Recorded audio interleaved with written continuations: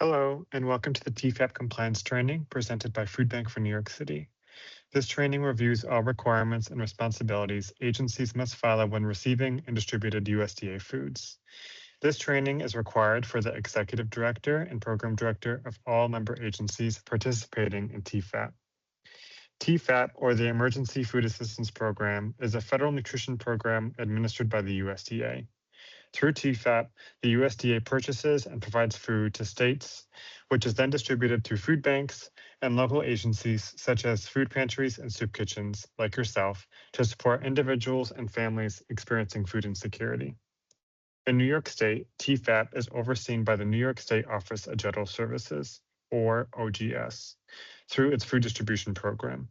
In other words, the requirements covered in this training are set by New York State OGS and must be followed by all participating agencies.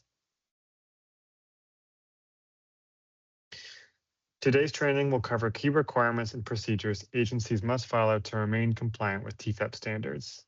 The topics we will review include program eligibility to receive TEFAP products, intake requirements, required trainings, signage and record keeping, food safety requirements, and miscellaneous compliance requirements. Eligibility requirements. To be eligible to receive TEFAP product, agencies must meet 3 requirements. First, programs must be open to and serve the general public. TEFAP foods may not be restricted to specific populations, some examples being one zip code, state of residence, or individuals belonging to a particular group, such as a church or a school. Second, agencies must maintain active 501c3 nonprofit status. A copy of the agency's tax exemption determination letter must be kept on file on site, as Food Bank is required to verify nonprofit status through the IRS. Finally, agencies must sign a TEFAP agreement each fiscal year and maintain the signed agreement on site.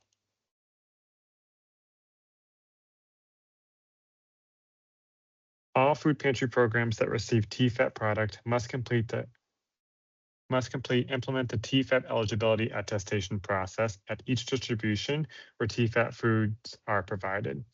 Note that soup kitchen programs are exempt from this requirement. There are 2 ways a household or individual may qualify for TEFAP. First is categorical eligibility. A household or individual is automatically eligible if they participate in programs such as SNAP, WIC, Medicaid, SSI, or TANF. Second is income eligibility. A household or individual may qualify if their gross annual income is at or below 225% of the federal poverty line for their household size. Agencies should reference Appendix A, which is shown in the next slide. The attestation includes 3 key steps.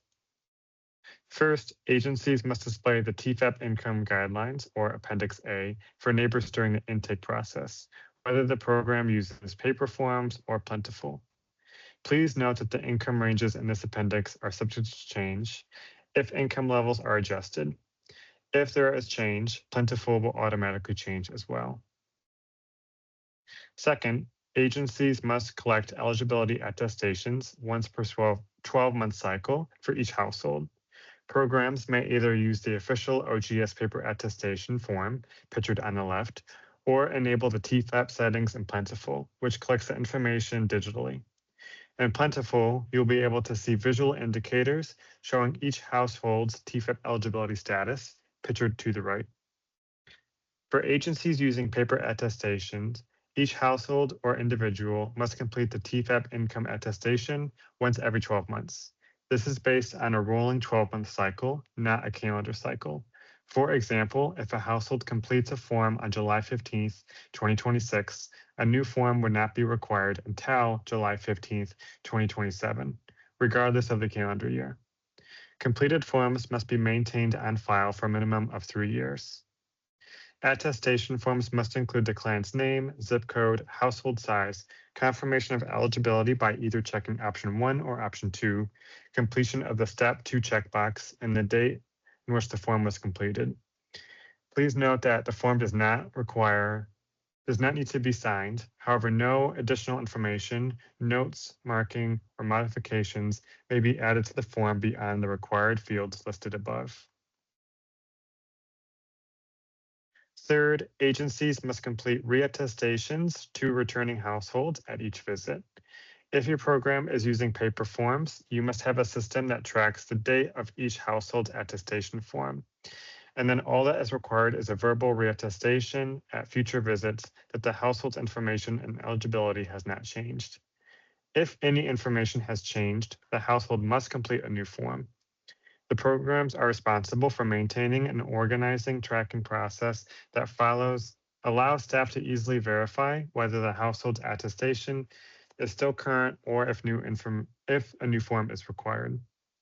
For agencies using Plentiful, the system will prompt to re-verify eligibility at each visit. Households with reservation may also complete the reattestation before arriving at the pantry.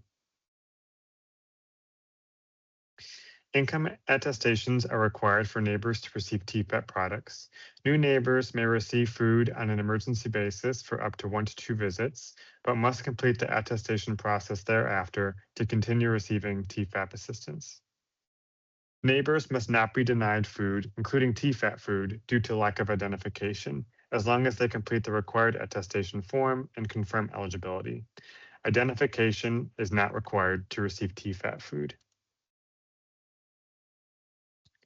Privacy measures. Programs must have a system in place to ensure the client's information is being protected.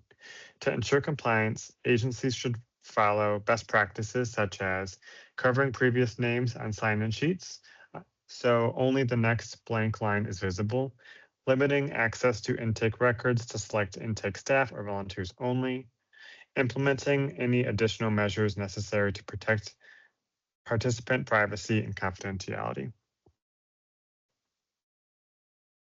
All staff and volunteers who handle TEFAP products must complete the TEFAP civil rights training at least once per fiscal year, July to June.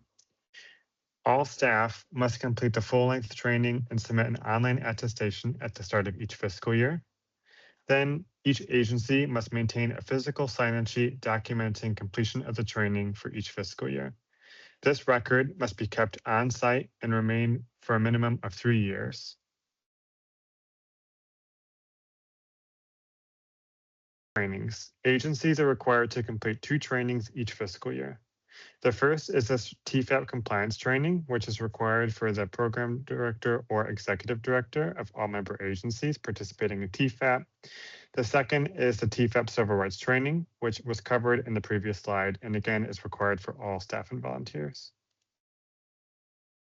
Required signage. The Injustice for All poster and written notice of beneficiary rights must clearly be visible to all clients during distribution. Program's hours of operation must also always be publicly posted and accessible to the public at all times. In addition, any advertisement that references government food, TEFAP, or USDA foods must include the USDA non-discrimination statement. We encourage you from not acknowledging government food, TEFAP, or USDA foods for the sake of ease. Pictured here are the Injustice for All poster and the written notice of beneficiary rights. Record keeping. Programs must maintain all TEFAP-related records in an on-site secure location for a minimum of 3 years, plus the current fiscal year. These records include TEFAP agreements, civil rights training logs, eligibility attestations, temperature logs, invoices, pest control records, staff and volunteer logs. All records must be readily available for monitoring, review, and audits at any time. For pulling records and attestations via Plentiful, the TEFAP attestation forms in Plentiful can be generated in 2 ways depending on the level of detail you need. This will only be required during site visits. Option 1, print TEFAP forms for the entire month. Go to the schedule screen from the left sidebar. Use the month navigation arrow to select the desired month, past or future.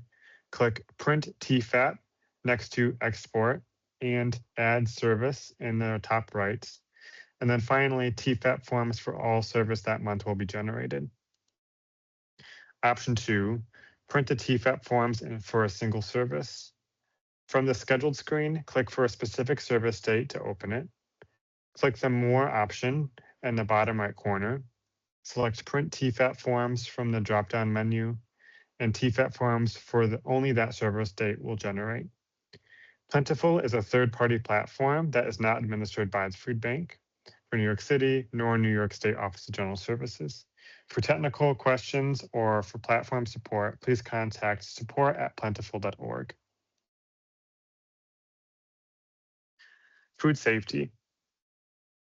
All food must be stored in a secure, fully enclosed facility that protects against theft, spoilage, damage, and contamination. Foods must never be stored outside. Chemicals and cleaning supplies must clearly be labeled and stored separately from food and packaging materials at all times. Proper storage temperatures must be maintained constantly. Dry storage between 50 and 70 degrees Fahrenheit, refrigerated storage between 33 and 41 degrees Fahrenheit, and frozen storage at or below 0 degrees Fahrenheit.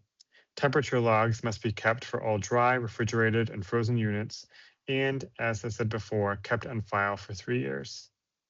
Agencies must also take reasonable steps to ensure proper ventilation in all storage areas, and confirm that storage locations are appropriate, meaning they're insulated where needed, can be properly ventilated, and secure even if multiple individuals have access. All food must be stored at least 6 inches off of the floor and away from the walls to ensure proper ventilation and prevent contamination. These requirements are either in addition or align with the New York City Department of Health standards for food bank and food bank requirements, such as each agency must have at least one staff member present during distribution who holds a valid food safety certificate obtained within the past 5 years. For any additional questions, please reach out to your membership engagement coordinator or the member services team with Food Bank.